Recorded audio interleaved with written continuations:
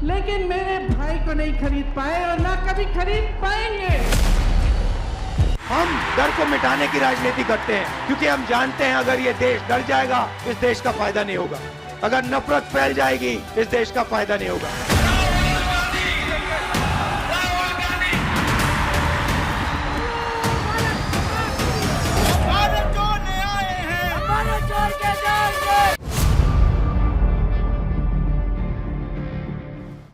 राजकवि इंद्रजीत सिंह तुलसी ने लिखा है, जीवन चलने का नाम, चलते रहो सुबह शाम।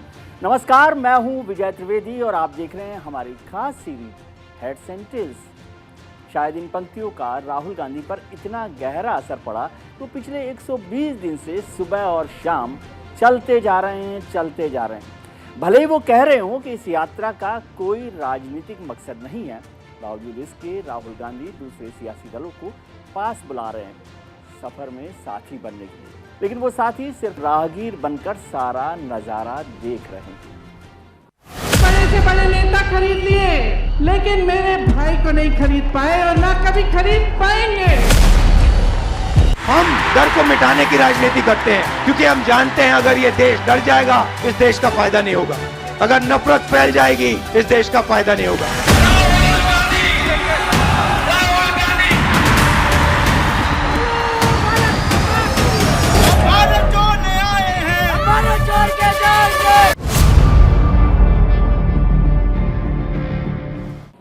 मैं अकेला ही चला था जानिबे मंजिल, मगर लोग पास आते गए और कारवां बनता गया।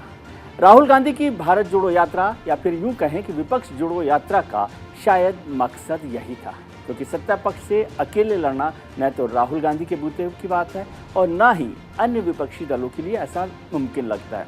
इसलिए राहुल को उम्मीद थी कि कन्याकुमारी से लेकर कश्मीर तक उनको ऐसे लोगों का साथ मिलेगा जो 2024 की जंग में उनका साथ देंगे। लेकिन क्या ऐसा हुआ?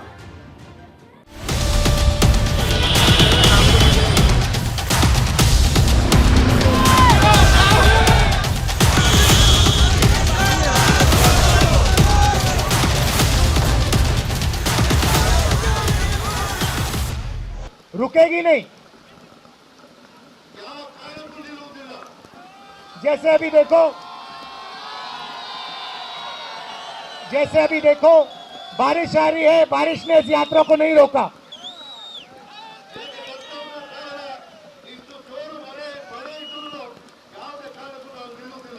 गर्मी, तूफान, ठंड इस यात्रा को नहीं रोकने वाली।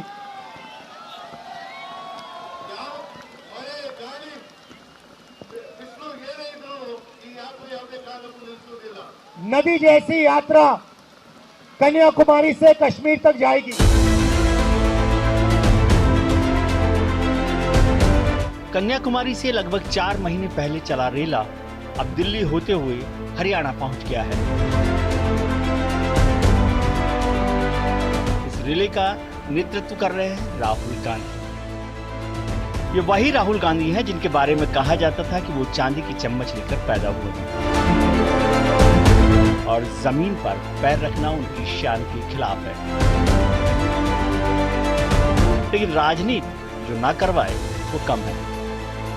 आज वही राहुल देश भर की धूल फांकते हुए 3,300 किलोमीटर का सफर तय कर चुके हैं। लेकिन सवाल यह है कि क्या इतना घूमने फिरने और पैदल चलने का कोई नतीजा निकला है? इतनी लंबी यात्रा से क्या हासिल हुआ? भारतीय जनता पार्टी की 303 सीटों के मुकाबले महज 54 सीटें हासिल करने वाली कांग्रेस कितनी मजबूत हुई? विपक्ष की आवाज बनने की दुहाई देने वाली सबसे ओल्ड पार्टी कितना विपक्ष को जोड़ पाई? यात्रा के 120 दिन बीतने के बाद इन सब का उत्तर शायद कांग्रेस भी खोज रही है, क्योंकि प्रश्न ही इतना पेचीदा है।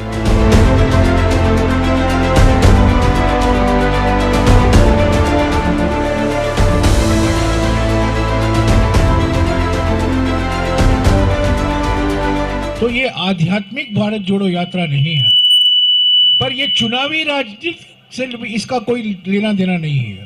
ये भारत जोड़ो यात्रा पहले से हम कहकर आ रहे हैं, विचारधाराओं का टक्कर है। विचारधारा को मजबूत करने के लिए हमारी क्या विचारधारा है और खास तौर से इन 3 मुद्दों पर आर्थिक विषमता, सामाजिक ध्रुवीकरण और राजनीतिक तानाशाही, उसी को लेकर हम बार बार राहुल जी बोल रहे हैं रैली में, अपने नुक्कड़ सभाओं में। तो चुनाव से कोई लेना देना नहीं है, पर हम जानते हैं हम राजनीतिक पार्टी हैं, हमें चुनाव लड़ना है। 9 राज्य में चुनाव आएंगे 2023 में, 2024 में लोकसभा के चुनाव होंगे। तो ये हाथ से हाथ जोड़ो अभियान, आप इसको भारत जोड़ो यात्रा का दूसरा फेज मानकर चलिए। जैसा कि भारत जोड़ो यात्रा को लेकर कहा गया कि इसका फोकस 2024 का चुनाव है, तो फिर उत्तर प्रदेश में यह यात्रा सिर्फ 2.5 दिन क्यों रुकी? अगर इसका फोकस विपक्षी एकता है तो केरल में सबसे ज्यादा दिन क्यों रुकी? अगर इसका फोकस साथियों को साथ लाना है तो नीतीश से लेकर तेजस्वी तक क्यों ना पहुंचे? लंबे चौड़े तामझाम के साथ कन्याकुमारी से निकलने वाली भारत जोड़ो यात्रा को राहुल गांधी की ब्रांडिंग से ज्यादा कुछ और नहीं कहा जा सकता। 2014 और 2019 में करारी हार के बाद कांग्रेस 3 साल तक नए अध्यक्ष की उधेड़-बुन में उलझी रही। राहुल का मान मनोबल किया गया, जब वो नहीं माने तो चुनाव की घोषणा हुई। यहाँ गहलोत गांधी परिवार की फर्स्ट चॉइस बनकर आए, लेकिन उन्हें मुख्यमंत्री की कुर्सी से ज्यादा प्यार था। अंत में खरगे साहब का नाम फाइनल हुआ, जिस पर गांधी परिवार की अनौपचारिक मोहर लगी।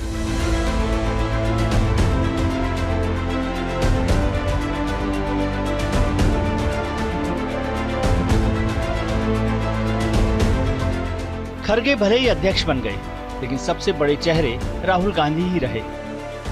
भारत जोड़ो यात्रा के दौरान यह दिख भी रहा है। वैसे देखा जाए, देश में एक मुख्य विपक्ष की जरूरत थी। विपक्ष का सामने आना बहुत जरूरी है। राहुल गांधी सड़क पर लोगों से मिल रहे हैं और उनके मुद्दों को समझ रहे हैं। शायद जब तक वो कश्मीर पहुंचेंगे, तब हिंदुस्तान की उस जनता को समझ चुके होंगे जो सड़क पर अपने मुद्दों के साथ उनसे मिलने आई थी। कुल मिलाकर यह यात्रा राहुल गांधी के व्यक्तित्व को भी और परिपक्व करने की दिशा में कांग्रेस का एक कदम कहा जा सकता है। मैंने कुछ बड़ा काम नहीं किया है। इस देश में मुझसे बड़े करोड़ों तपस्वी हर रोज सुबह उठकर 4 बजे सुबह उठकर खेतों में काम करते हैं, मजदूरी करते हैं और इन सड़कों पे अपनी पूरी जिंदगी चलते हैं। तो ये कोई बड़ा काम नहीं किया है कि हम कन्याकुमारी से कश्मीर चल दिए हैं। इससे बड़ा काम हर रोज इस देश के गरीब लोग, किसान, मजदूर, छोटे दुकानदार सब करते हैं। राहुल गांधी ने पहले ही साफ किया था कि यह कांग्रेस की यात्रा नहीं है, इसलिए इसे एक पार्टी के कार्यक्रम से जोड़कर ना देखा जाए। उन्होंने इस यात्रा में समान विचारधारा वाले लोगों को सहयोग भी मांगा और शामिल होने की अपील भी की। लेकिन विपक्ष के 2-3 बड़े चेहरों के अलावा राहुल गांधी की यात्रा से ज्यादातर बड़े नेताओं और पार्टियों ने दूरी बनाई। ऐसे में अब बात वहीं आ जाती है कि आखिर इस यात्रा का हासिल क्या है, क्योंकि न तो राहुल विपक्ष को जोड़ पाए और न ही उनके साथी उनके साथ खड़े हुए। राहुल की पूरी यात्रा में फोकस बीजेपी और संघ पर हमले करना रहा।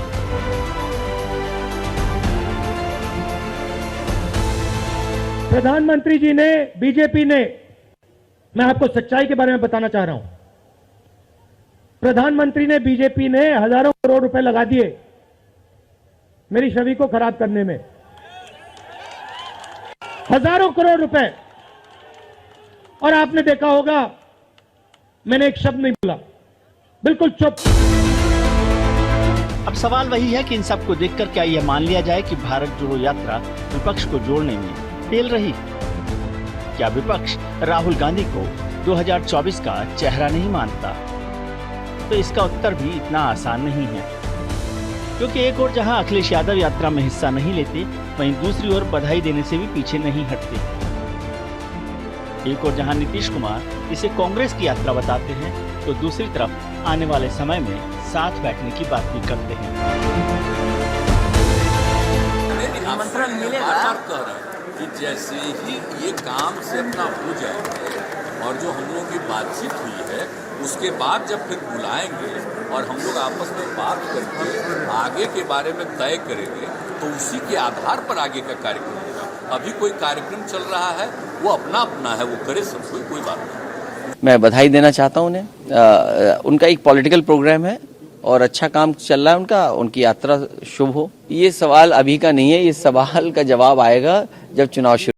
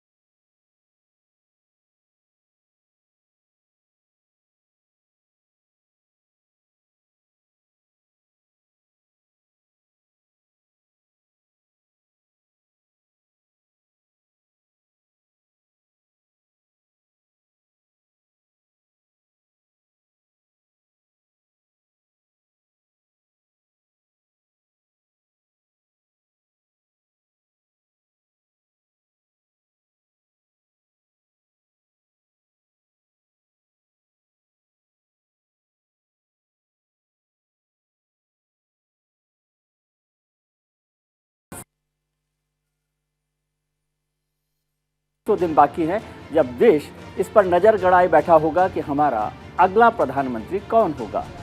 500 दिन यूं तो लंबा अंतराल है, लेकिन यही वो वक्त है जब बाजी बनाई और बिगाड़ी जाती है। 2 बार करारी हार खाने के बाद शायद कांग्रेस को ये बात समझ में आ गई हो, लेकिन क्या बाकी विपक्ष भी ये बात समझा? और 2024 के पहले कैसे 2023 का यह साल महत्वपूर्ण है, देखिए ये रिपोर्ट। एक तरफ आरएसएस और बीजेपी और दूसरी तरफ कांग्रेस पार्टी, ये दो सोचने और जीने के तरीके हैं। बीजेपी और आरएसएस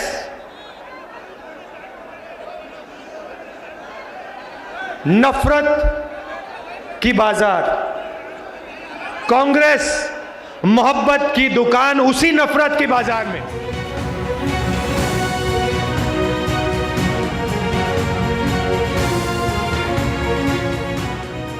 एक साधे सब सधे, सब साधे सब जाए, यानी जिस घर का मुखिया एक होता है वो घर सही तरीके से चलता है। अगर घर में तमाम मुखिया हो जाए तो घर नहीं चलता। इस बात का मौजूदा विपक्षी राजनीति से दूर दूर तक कोई लेना देना नहीं है, क्योंकि यहाँ सबकी अपनी अपनी ढफली और अपना अपना राग है। 2024 की सियासी लड़ाई अभी 1.5 साल दूर है, लेकिन इस दूरी के बीच 10 राज्यों में चुनाव होने हैं। ये 10 राज्य हैं जम्मू कश्मीर, कर्नाटक, राजस्थान, मध्य प्रदेश, छत्तीसगढ़, त्रिपुरा, नागालैंड, मिजोरम और तेलंगाना। इन 10 राज्यों में से 5 राज्यों में बीजेपी और उसके सहयोगियों की सरकार है। मध्य प्रदेश, कर्नाटक, त्रिपुरा, नागालैंड और मेघालय में बीजेपी सरकार का हिस्सा है। वहीं 2 राज्य राजस्थान और छत्तीसगढ़ में कांग्रेस की सरकार है। तेलंगाना में केसीआर की टीआरएस, तो मिजोरम में मिजो नेशनल फ्रंट सत्ता में आसीन है। जम्मू कश्मीर में राष्ट्रपति शासन चल रहा है। जाहिर है कि 2024 के सबसे बड़े मुकाबले का ये चुनाव सेमीफाइनल होंगे।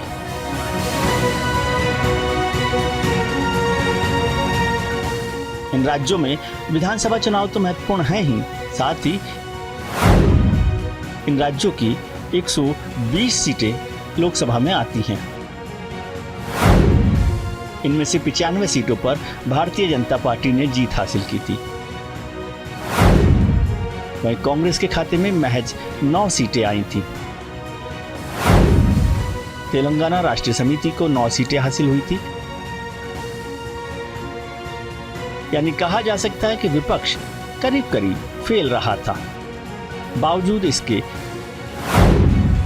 राजस्थान, मध्य प्रदेश, छत्तीसगढ़, कर्नाटक में कांग्रेस ने पहले सरकार बनाई। इन आंकड़ों से साफ जाहिर है कि कांग्रेस भले ही विधानसभा चुनाव जीतकर राज्य में सरकार बना पाई हो, लेकिन वो लोकसभा में नीलबटा सन्नाटा साबित हुई। इसलिए इस बार कांग्रेस विधानसभा पर फोकस करने के बजाय 2024 के लोकसभा चुनाव पर फोकस कर रही है। राहुल गांधी की यात्रा इसका जीता जागता नमूना है।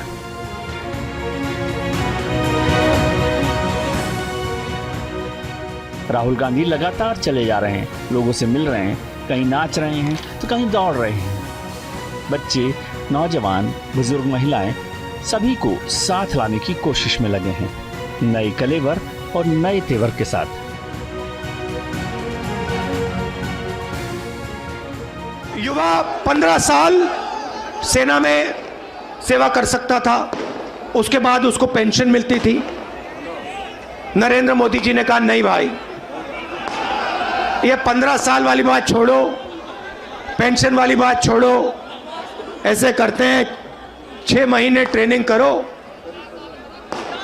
बंदूक पकड़ो, 4 साल रहो, फिर जूता मार के बाहर निकाल देंगे और उसके बाद बेरोजगार हो जाओ।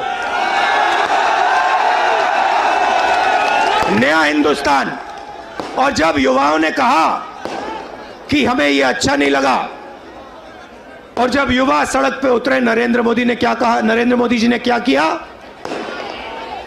उन्होंने उनसे कहा कि अगर तुम्हारी फोटो ले ली गई सड़क पे तो तुम्हें सरकारी नौकरी नहीं मिलेगी। वैसे राहुल गांधी अकेले नहीं है जो यात्रा पर हैं। इसी तरह आंध्र प्रदेश में चंद्रबाबू नायडू भी कुर्सी की आस में एक यात्रा पर हैं। बिहार के मुख्यमंत्री नीतीश कुमार, जो यात्राओं के माहिर खिलाड़ी माने जाते हैं, वो भी बिहार भर में समाधान यात्रा निकाल रहे हैं। राजनीतिक दलों के नेता जानते हैं कि यात्राओं का जनमानस पर व्यापक असर पड़ता है। राजनेताओं की छवि बदलती है, इससे जनता आपको सत्ता में पहुंचाती है। जैसा कि 2017 में प्रशांत किशोर की सलाह पर आंध्र प्रदेश में जगन मोहन रेड्डी भी 2017 में प्रजा संकल्प यात्रा पर निकले थे। उस यात्रा ने युवा रेड्डी को मुख्यमंत्री की कुर्सी तक पहुंचाया। वहीं 2013 में दिग्विजय सिंह ने मध्य प्रदेश में यात्रा निकाली, इससे कांग्रेस को फायदा पहुंचा। साथ ही 2011 में ममता बनर्जी ने पदयात्रा निकालकर वाम मोर्चा की नींव को हिला दिया था। आज के दौर में हर विपक्षी दल की कोशिश यही है कि कैसे भी बीजेपी को सत्ता से उखाड़ फेंका जाए। सबका मकसद एक है, लेकिन जब साथ मिलकर लड़ने की बात आती है तो सभी मुखिया बनने लगते हैं। इससे बनी बनाई बाजी बिगड़ जाती है। शायद इस बार भी वही कहानी दोहराई जा रही है, क्योंकि जहां एक और राहुल सभी विपक्षी दलों से समर्थन मांग रहे हैं, तो वहीं विपक्षी दल उन्हें शुभकामनाओं का गुलदस्ता थमाकर रास्ता काट रहे हैं। सरकार ने 1000 करोड़ रुपए खर्चे इनकी छवि को खराब करने के लिए, लेकिन ये सच्चाई से पीछे हटे नहीं। इन पे एजेंसियां लगाई गई, ये डरे नहीं, योद्धा है, योद्धा है। अडानी जी, अंबानी जी ने बड़े से बड़े नेता खरीद लिए, देश के सारे पीएसयू खरीद लिए, देश की मीडिया खरीद ली, लेकिन मेरे भाई को नहीं खरीद पाए और ना कभी खरीद पाएंगे। इसको हम आगे और बढ़ाएंगे। ये हमको लिफ्ट दे दी है ना, आपने वो सुना है, थोड़ी सी लिफ्ट दिला दे, लिफ्ट हमको मिली है। अब इसको लिफ्ट लेकर फिर हमको उड़ान करनी है, उसके लिए मेहनत करनी है, जमीन पर जाना है, हमको अपने संगठन को मजबूत करना है। वो सारा कार्य चल रहा है, अभी भी चल रहा है, और उसको आगे पहुंचाएंगे तो मुझे पूरा लगता है कि हम इसका जो सही फायदा है, सही लाभ है, इसका उठा पाएंगे। इन सब के बीच दक्षिण से उत्तर की ओर राहुल गांधी की यात्रा जारी है, इसी उम्मीद में कि शायद हरियाणा और जम्मू कश्मीर से कुछ निकल आए। साथ ही आने वाले विधानसभा चुनावों और अगले साल होने वाले लोकसभा चुनाव में तय होगा कि इस यात्रा से हाशिए पर पहुंच गई सबसे पुरानी पार्टी कांग्रेस का कायाकल्प होगा या नहीं। लेकिन विपक्ष की राजनीति में जो थोड़ा बहुत रंग जमने लगा है, वो आखिर कब रंगोली में तब्दील हो जाए, यह देखने वाली बात होगी। Bureau report, news India. हमारे इस खास कार्यक्रम में आज के लिए बस इतना ही। अगले हफ्ते मिलते हैं किसी नए मुद्दे के साथ। तब तक के लिए नमस्कार। बड़े से बड़े नेता खरीद लिए, लेकिन मेरे भाई को नहीं खरीद पाए और ना कभी खरीद पाएंगे। हम डर को मिटाने की राजनीति करते हैं, क्योंकि हम जानते हैं अगर ये देश डर जाएगा, इस देश का फायदा नहीं होगा। अगर नफरत फैल जाएगी, इस देश का फायदा नहीं होगा।